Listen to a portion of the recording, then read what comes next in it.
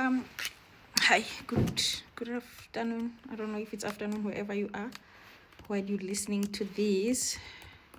I know I've been very busy and I haven't been talking to you guys in a longest time.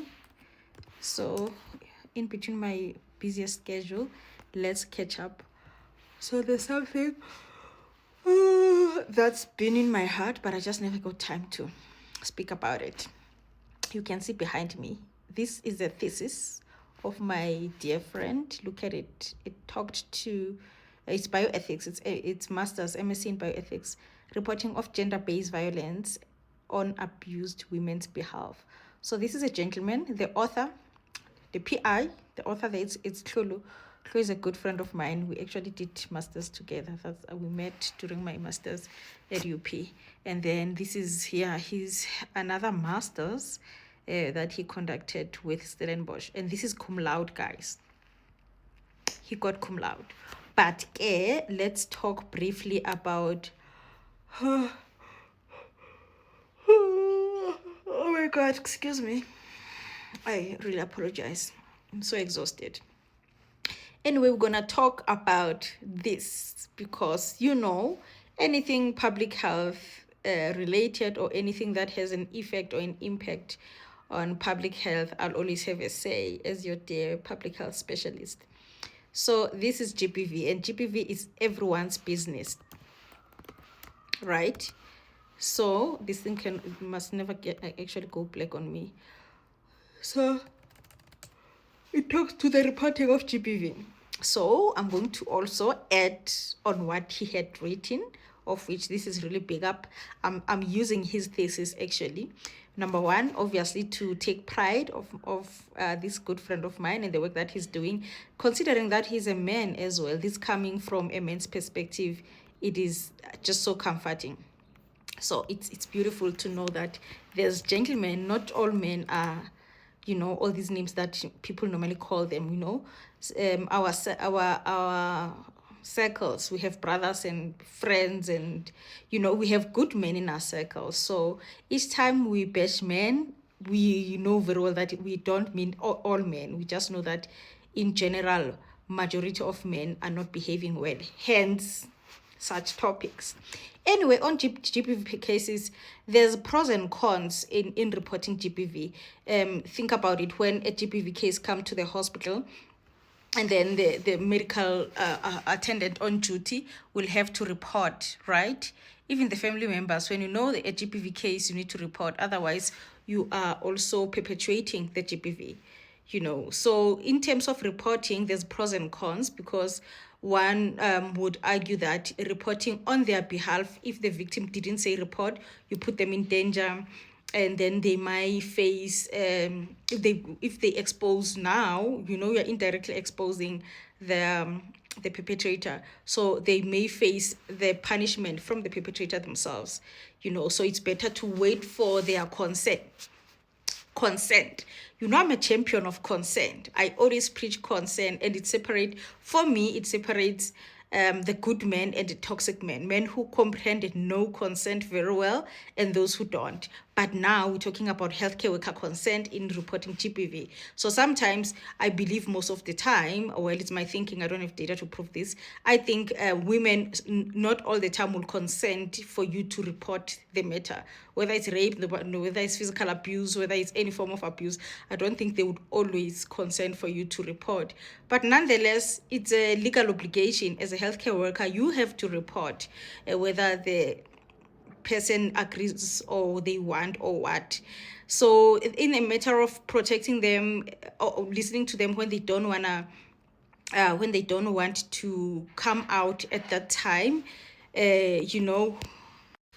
Yes, on the issue of consent, that one would think like, if you just report the GBV or even teenage pregnancy, these chaos that are happening against women and children, you may be suppressing the autonomy for those people. I remember when I was still in clinical care, actually, there's a child that I delivered. She was 14 at the time, and she was giving birth for the third time. And I remember, because it was an operation the third time, it was the matter of having to kind of like close her womb because it's the third time operate with third op, and the child was 14. And you know how we assume that children are consenting or by a papa, or they're all over the place, they're dating older men, or this and this and that. That perception, especially within our society. So I kind of like set her down at one point, like she was attending our ANC for the longest time. There was a day I set her down. Problem is that you would not find her alone. She's always with the mom around. So I assumed initially that the mom is supporting. She brings this child for ANC all along, right? Every time. And this is the third pregnancy. And she's always here. You never get to see that child alone. Even when you examine her, the mama will sit.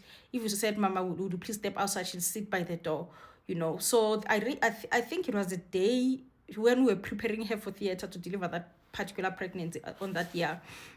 I asked her about where's the other children and how is she feeling? Are they feeling loved? Now we're giving birth for the third time, a short space of time and all of that. And then she said, I don't know. I said, where are the other two children, your children? She said, I don't know. And then that was alarming to me. I wanted to know, what do you mean when you say you don't know? And then she said, because they were given away. I'm like, why are they given away? She kept quiet. She was so reserved. She was uncomfortable. She was never speaking. And then I'm like, okay, I probed more. I let her breathe. And I'm like, where's the dad? She said she's at home. Okay, home where? Is she working? Is she assisting? What's happening with this child? Because that particular child, the pregnancy at the time, was given for adoption as well. I remember very well. Then I was asking her, so did you want this and stuff? She said, no, like it's not even about wanting or not wanting. But yeah, it's a decision taken by the parents. So I said, where's the baby dad? Because she said she's at home. I'm like, who is it? Are you going to school with? Is it in the same class? She said, no, she's married to my mom. Guys, from that day, my perception on teenage pregnancy changed.